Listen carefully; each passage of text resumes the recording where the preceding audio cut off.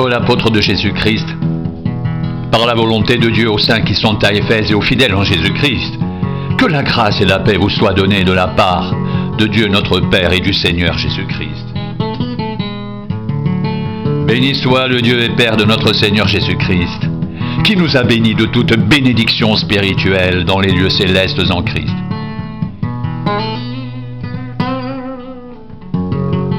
En lui, Dieu nous a élus avant la fondation du monde pour que nous soyons saints et irréprochables devant lui. Il nous a prédestinés dans son amour à être ses enfants d'adoption par Jésus-Christ, selon le bon plaisir de sa volonté, pour célébrer la gloire de sa grâce dont il nous a favorisés dans le bien-aimé.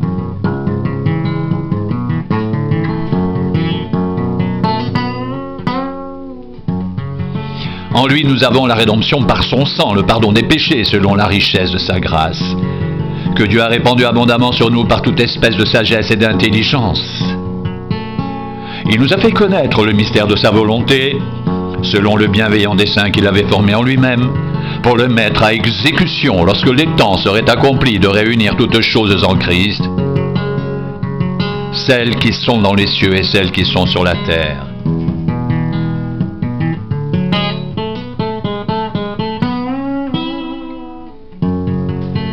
En lui, nous sommes aussi devenus héritiers, ayant été prédestinés, suivant le plan de celui qui opère toutes choses, d'après le conseil de sa volonté, afin que nous servions à célébrer sa gloire, nous qui d'avance avons espéré en Christ.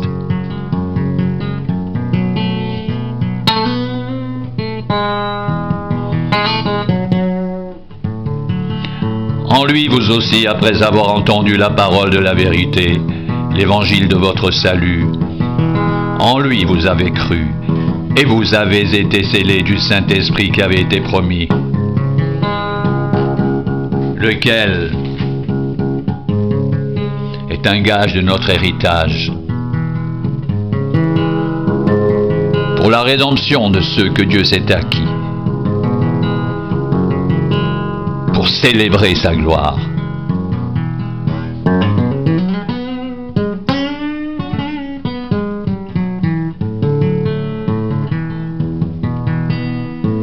C'est pourquoi moi aussi, ayant entendu parler de votre foi au Seigneur Jésus et de votre amour pour tous les saints,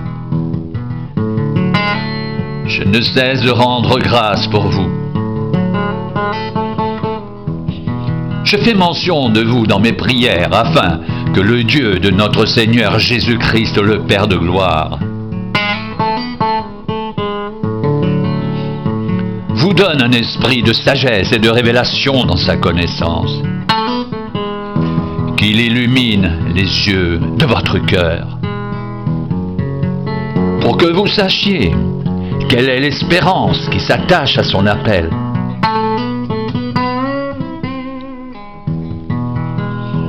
quelle est la richesse de la gloire de son héritage qu'il réserve aux saints, et quelle est envers nous qui croyons l'infinie grandeur de sa puissance, se manifestant avec efficacité par la vertu de sa force.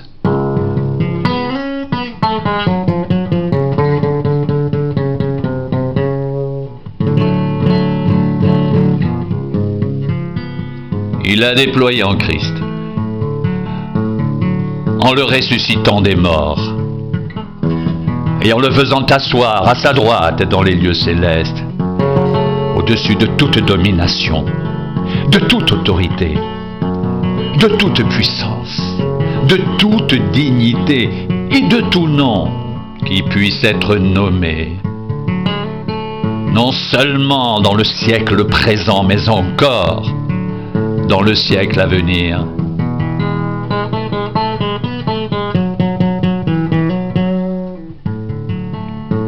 Il a tout mis sous ses pieds. Et il l'a donné pour chef suprême à l'Église, qui est son corps.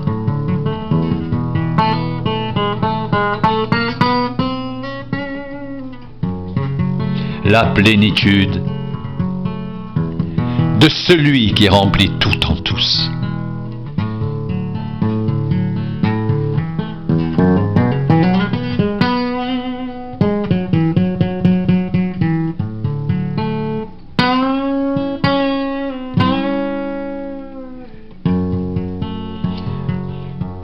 étiez morts par vos offenses et par vos péchés, dans lesquels vous marchiez autrefois, selon le train de ce monde, selon le prince de la puissance de l'air, de l'esprit qui agit maintenant dans les fils de la rébellion.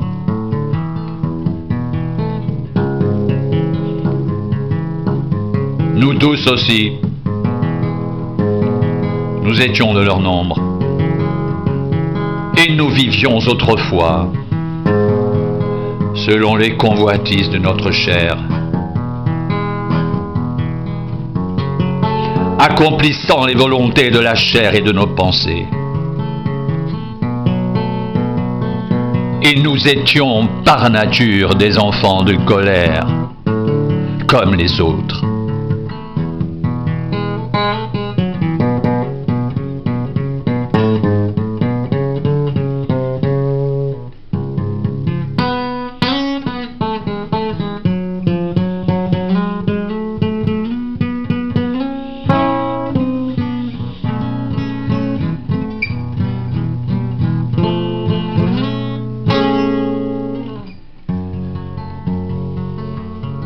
Mais Dieu, qui est riche en miséricorde, à cause du grand amour dont il nous a aimés, nous qui étions morts par nos offenses, nous a rendus vivants avec Christ. C'est par grâce que vous êtes sauvés. Il nous a ressuscités ensemble.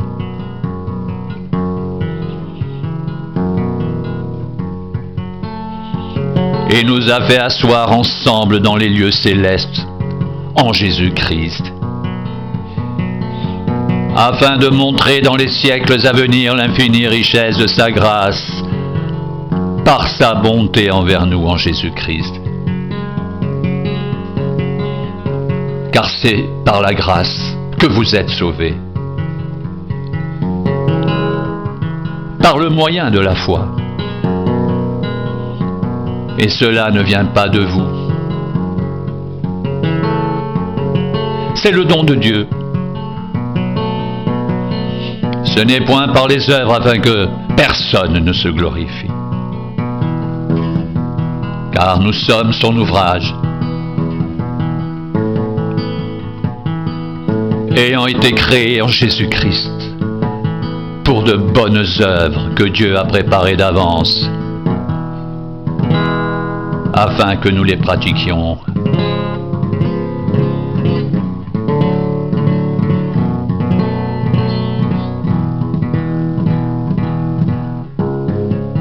C'est pourquoi, vous autrefois païens dans la chair, appelés incirconcis par ceux qu'on appelle circoncis et qui le sont à la chair par la main de l'homme, souvenez-vous que vous étiez en ce temps-là sans Christ, privés du droit de cité en Israël, étrangers aux alliances de la promesse, sans espérance et sans Dieu dans le monde.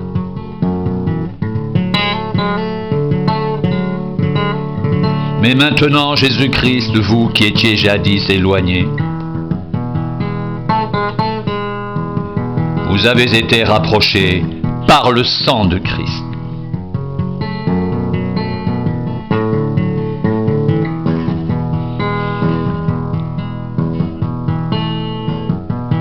Car il est notre paix, lui qui des deux n'en a fait qu'un.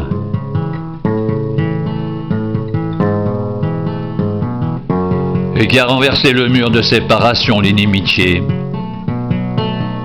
ayant anéanti par sa chair la loi des ordonnances dans ses prescriptions. Il a voulu créer en lui-même avec les deux un seul homme nouveau en établissant la paix et les réconcilier avec Dieu, l'un et l'autre en un seul corps, par la croix, en détruisant par elle l'inimitié. Il est venu annoncer la paix à vous qui étiez loin et la paix à ceux qui étaient près. car par lui, les uns et les autres, nous avons accès auprès du Père dans un même esprit.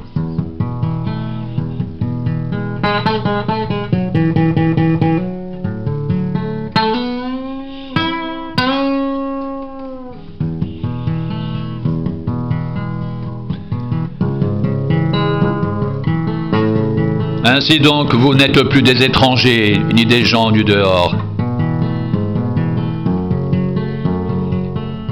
Mais vous êtes concitoyens des saints, gens de la maison de Dieu.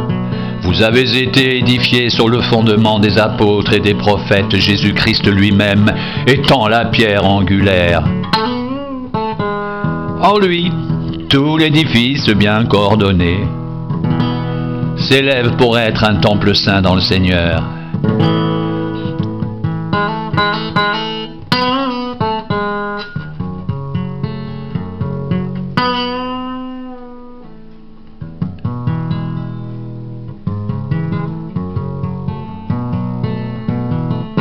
En lui, vous êtes aussi édifiés pour être une habitation de Dieu en esprit.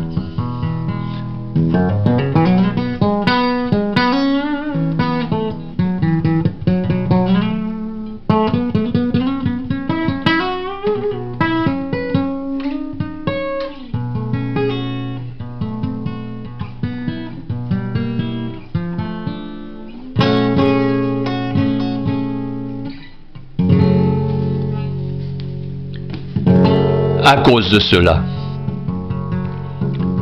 moi, Paul, le prisonnier de Christ, pour vous païens, si du moins vous avez appris comment je fais part de la grâce de Dieu qui m'a été confiée pour vous. C'est par révélation que j'ai eu connaissance du mystère sur lequel je viens d'écrire en peu de mots. En les lisant, vous pouvez vous représenter l'intelligence que j'ai du mystère de Christ.